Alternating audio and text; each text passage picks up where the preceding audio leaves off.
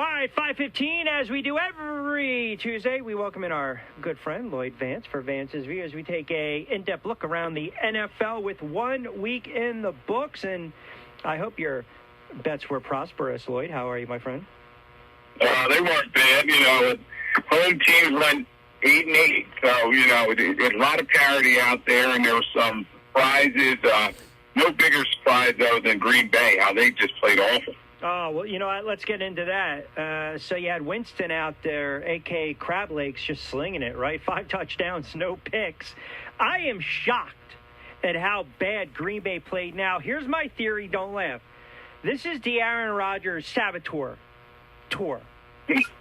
I don't believe Aaron Rodgers is going out, I believe this is Rodgers saying, the hell with you guys. I'm just going to stink up the joint. Now, I say it with tongue-in-cheek, but oh, my God.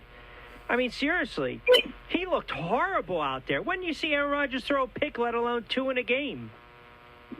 Yeah, Q, you have to wonder if he still has some animosity from when he didn't get his contract and they were fighting with each other leading up to training camp. And there was just a hangover around his team, quite frankly. They lose 38-3 to the Saints, and Rodgers, as you were saying, pulled in the fourth quarter, 15-28. Only 133 yards, 2 interceptions. It was a disastrous performance for him, and we're just glad to see if they can bounce back. They're playing Detroit on Monday night in Green Bay, so I think it's a good spot for them to get right. More impressive win, Arizona on the road against the Titans or Pittsburgh on the road against Buffalo? Oh, wow.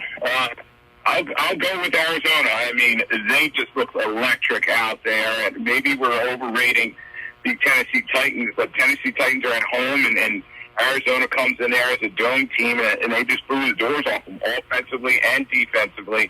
Kyler Murray was just spectacular, 5 total touchdowns out there, and you just throwing the ball all over the place to a lot of weapons. And then defensively, they were just getting the axe for Tennessee. Particularly Chandler Jones, he has 5 sacks in the game, 2 forced fumbles. So great effort by them, but you can't discount what Pittsburgh did. It was an ugly win, no style points, as Mike Tomlin would say. They went to Buffalo, the prohibitive favorite, and they got the job done.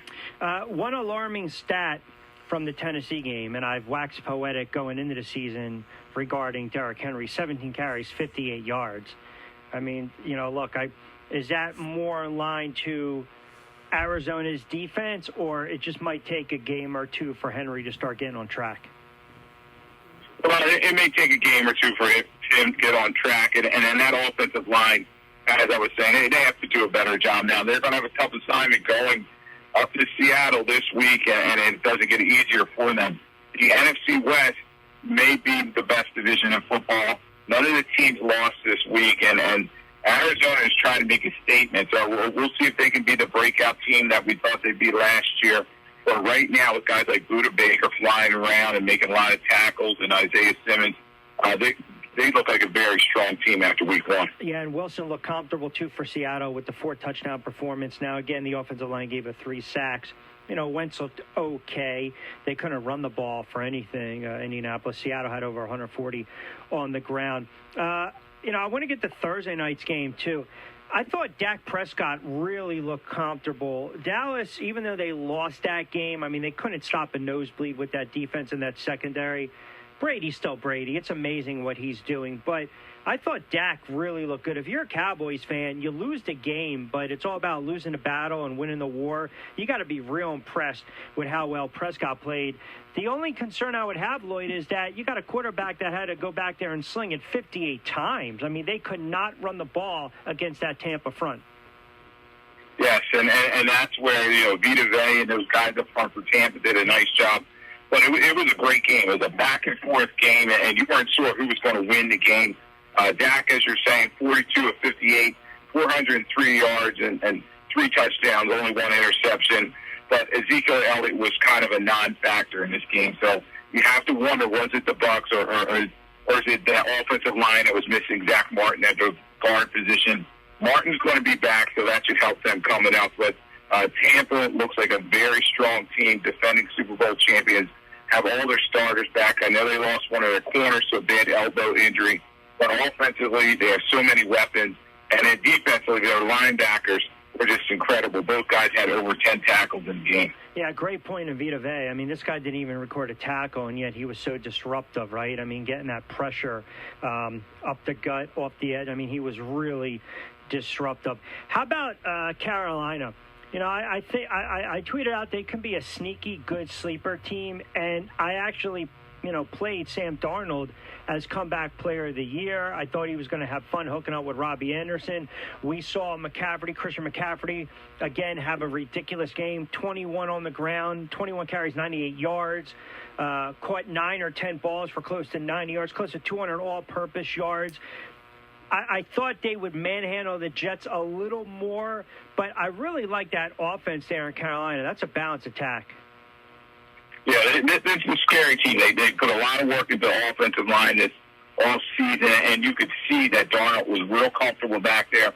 Maybe it was he wanted revenge or something like that, but, you know, the Jets are a beat-up team, and they took advantage of that, and he was driving the football down the field. So now he has Robbie Anderson, Moore, who you talked about, and then McCaffrey, who you can't forget. You know, he set another NFL record having 75 yards rushing and receiving in the same game for like the umpteenth time. So, you know, they're going to be a very tough out, and it's going to be fun to watch in that NFC South, them battle Tampa Bay and the Saints that we talked about earlier. You mentioned Zach Wilson. Mac Jones was out there as well for New England, and then, of course, for Jacksonville, Trevor Lawrence.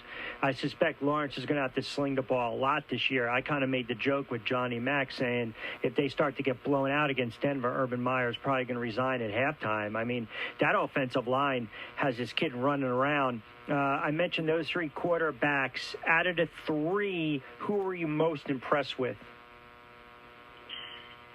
You know, the rookies all did a nice job, but Trevor Lawrence, you know, he's in a no-win situation. I just think he's never lost a game in high school and college and regular season, and then he comes to the NFL and it happens. So he did a real nice job against a Houston team. Let's face it, there's not much there either way.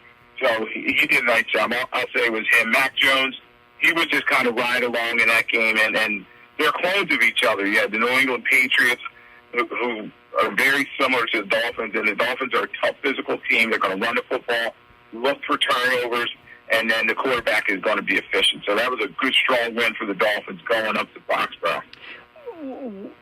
Look, why doesn't Nagy just say, you know what, the Dalton, it's done. Just go to Justin Fields. I just don't see the point in playing Andy Dalton. For what? They're going to be a horrible team. Yeah, it reminds me a lot of Andy Reid back in the day, playing Doug Peterson over and over again when everybody wanted Donovan McNabb, and he was the young electric quarterback. And, you know, Nagy's kind of doing the same thing. And the only thing is, Nagy's on kind of a hot seat. Him and the general manager, Ryan Pace, they've been around for a while. And can he afford to have Andy Dalton going out there and throwing for 200 yards, dinking and dunking down the field?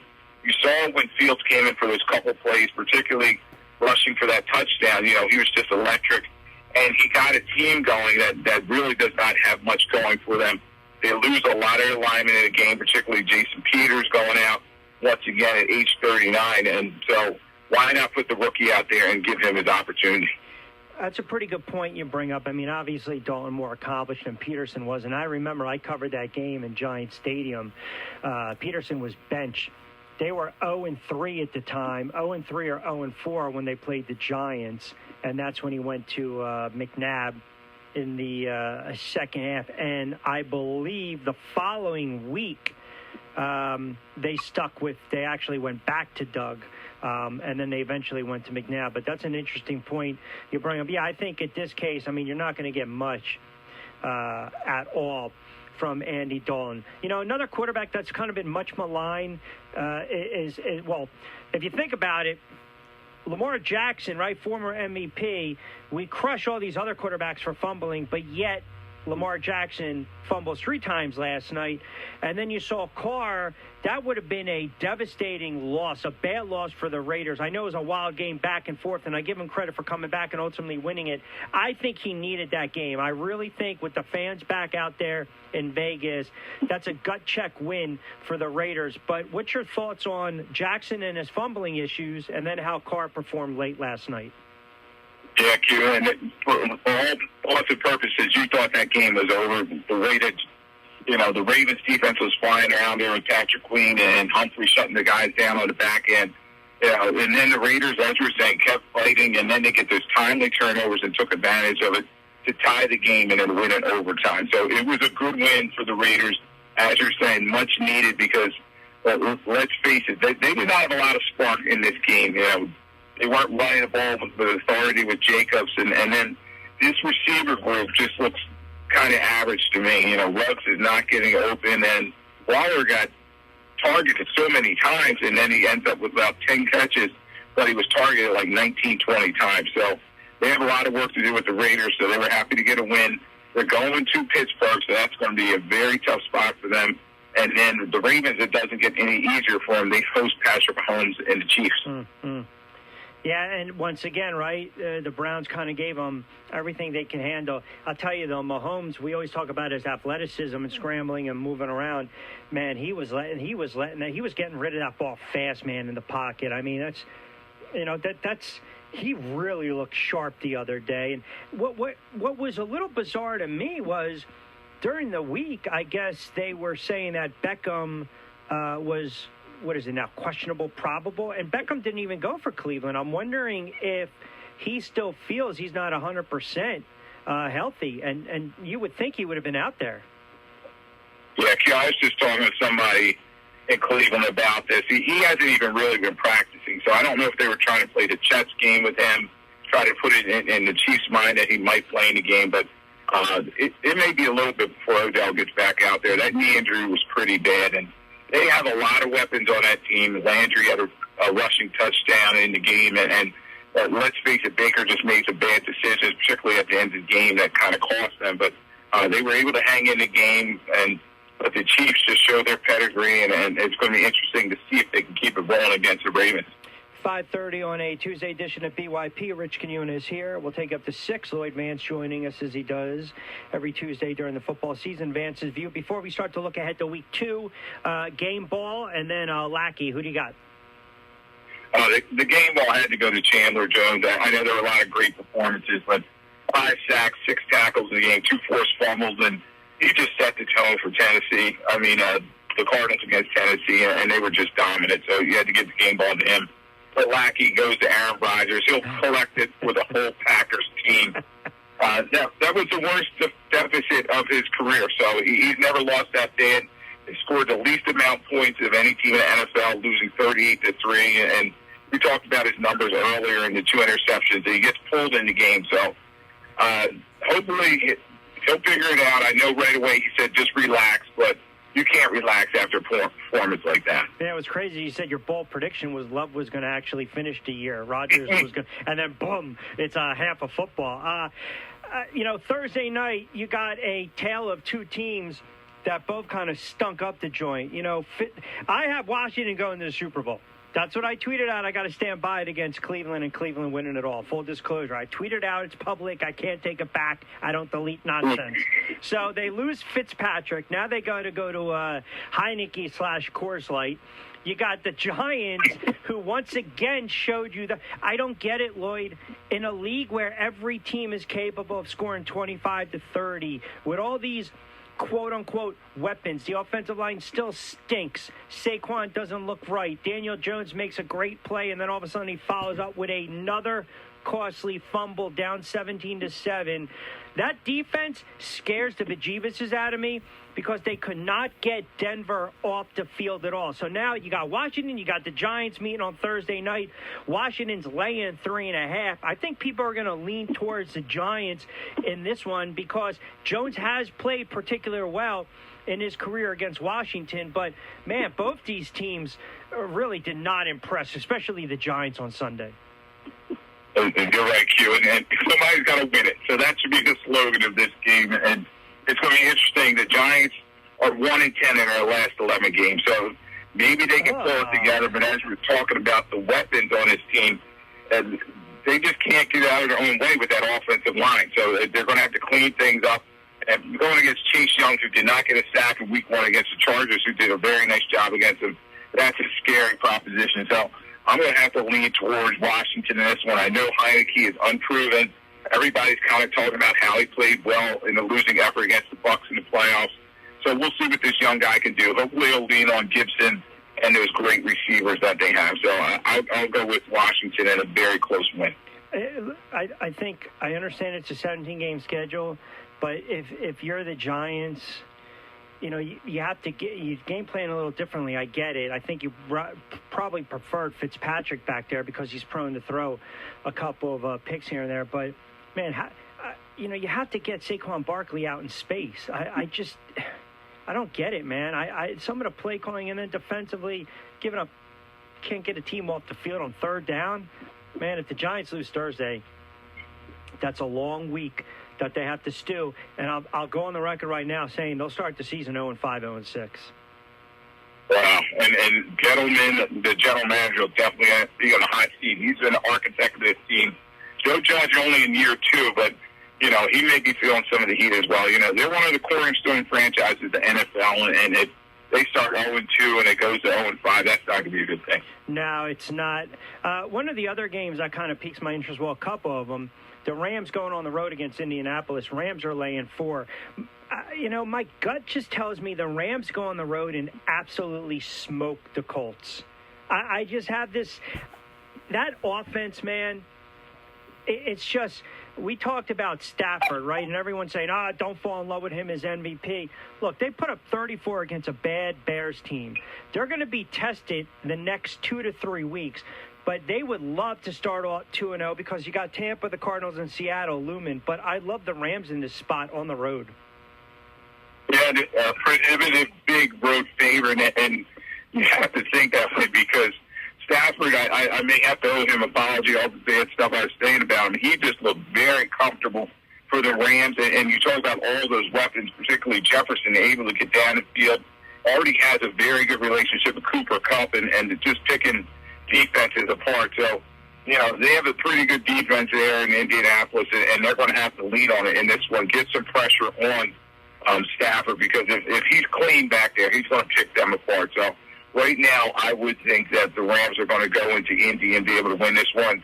Carson Wentz was kind of nondescript in that first game against Seattle, and they were leaning on Jonathan Taylor. But if you got Aaron Donald out there and Hollins, a guy who had 2 sacks in the game, it's going to be very difficult to run the ball with Jonathan Taylor. So I'll go with the Rams there. Yeah, and Rams got a couple of young players in that secondary as well. How about Miami and Buffalo? Buffalo going on the road. You would hate to say, you know, panic time if they lose to the Dolphins. The Dolphins feeling pretty good. An ugly win, but a win is a win. They're 3.5-point dogs at home to a team a lot of people picked to represent the AFC in the Super Bowl with a potential MVP caliber player in quarterback Josh Allen. What side you leaning there? Yeah, this is desperation time for the Bills. I know it's crazy to throw that out there at this time, but no team that started 0-2 last year made the playoffs. So, you know, they're going to go down to Miami and look for a win.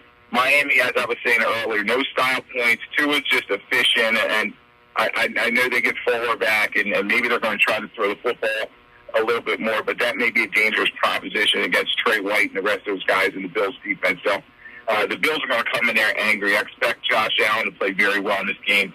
I'm leaning towards the Bills in this one. 49ers and the Eagles. 49ers hang on for dear life to beat the Lions 41-33. It was a wild game if you like scoring. And then the Eagles go on the road and they thump Atlanta. What do I know? All the young players got into the mix. Hurts looked well. The defense made adjustments. They shut down Atlanta, who is going to be a bad football team. But the Falcons are giving the Eagles 3.5 in this one. I'm sorry, the 49ers. Pardon me. Yep. And it's funny, I heard the same thing from a lot of family members that are big Eagles fans, that I don't like the Eagles, and I always talk bad about them.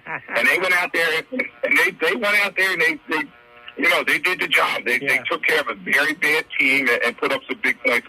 It won't be as easy, I'm thinking, in this one, because that Niners defense I want to watch the matchup of Bosa against their Eagles young left tackle. So we want to see if the Niners should get home, put some pressure on Hurts, because Hurts was very comfortable back there, able to pick up a lot of first downs and then drive the football down the field to Rieger and Devontae Smith. So, right now the Eagles are they're going to have to defend their home turf. But I think that the Niners are going to come in there, and it's going to be a close win for the Niners. You got the Titans, another team that you don't want to go 0-2, and they have to travel to Seattle. Seattle's laying 5.5, and then you had the Falcons getting 12.5 Tampa. I'm looking at this game. Give me Seattle plus with a teaser with Tampa, and I would actually tease that one down. I think the Bucs are definitely a touchdown favorite. I'd probably go money line with Tampa because I think they beat them by at least 2 touchdowns, but that's an interesting play that I'm looking at. But what's your thoughts on Seattle and the Titans? Titans can ill afford to start the season 0-2. Yes, and the Titans weren't blocking anybody, as we saw out there, and now you have Russell Wilson, who's the upgrade on Kyler Murray. So I expect Seattle to play very well. Let's not forget the home crowd is back in each of these stadiums, and they have one of the loudest crowds out there, and they're going to get behind their team. So I think they're going to be able to cover that 5 points. And Carson's playing very well. I know we talked about was he the guy, but he's running downhill, and then Russell Wilson driving the football down the field, DK Metcalf and Lockett. So, I expect the Seattle to win that game. And then you talked about Tampa Bay game. That's a lot of points. Maybe that's a good thing, teasing that thing down. I do expect, though, Tampa to put up a lot of points, but hopefully they're going to prevent D and allow a couple late touchdowns for a backdoor cover. You could get the game of the weekend, Kansas City on the road, laying 3.5 against Baltimore. Baltimore, obviously losers last night. Chiefs with a gutsy win over Cleveland. Listen, I think Kansas City, what scares me a little bit sometimes is that secondary, that defense as a whole. We know what the offense can do. And then you have the Ravens, and I want to talk a little bit about Lamar Jackson. Give me your overall thoughts on this game, and then I want to get your thoughts on Jackson and his fumbling issues. Yeah, this is a game that's going to be fun to watch. You have 2 good young quarterbacks that are going to go head-to-head. We saw that Kansas City has beaten Lamar Jackson in Baltimore before. And let's not forget Patrick Mahomes in the month of September, 11-0. 35 touchdowns, 0 interceptions. So I expect them to go in there and win that game possibly by 6 points. But it'll be fun to watch both of them go up and down the field. Maybe come down to turnovers. And we saw that with Mike Hughes at the end of that game. He had a big interception for Kansas City, so he may get one against Lamar Jackson. We talk about Jackson, his turnovers. He's got to work on his ball security. And if they're smart, I know they lost a couple running backs to ACLs. They'll give the ball to Tyson Williams. That running back looked pretty good in the game last night, and he was able to run with some authority and not have Lamar be their leading rusher because he's just going to put that ball in harm's way. So before everyone gets on me for mentioning the fumbles, I want to point out he had 2 as a rookie, and then he had no fumbles in 2019 playing 15 games, but he had 5 last year in 15 games, which doesn't seem like a lot compared to other quarterbacks. Obviously, this is his first one. So in 47 career games, as a whole, he's got 18 picks and 8 fumbles. I don't know how many he's lost per se, but is it his style of play, do you think, that he's just a little careless and reckless? I remember Cunningham used to hold the ball. My father would say, this guy's holding the ball like a loaf of bread. Remember how he used to just hold the ball? Yes. Is this something that can be cleaned up by Jackson? Well, and it's similar, that electric type player, he's almost like the human joystick. And I remember covering Michael Vick when he was with the Eagles. Same kind of thing. You put the ball out there, and yes, a lot of times you could outrun a defender, but you got that guy coming behind you who's trying to chop the ball out, and you got to protect it. Once you're running, you got to think of yourself almost like a running back. And Lamar, a lot of times, leaves it out there, as you were saying, and susceptible to big hits. He's not sliding like a Russell Wilson or a Kyler Murray, a guy that gets down and doesn't take those hits. So, he's got to protect the football. And those 2 turnovers were huge, particularly in overtime, because it looked like they were going to win the game. And next thing you know, he loses that fumble. Raiders go down and hit the big play to Zay Jones to win it.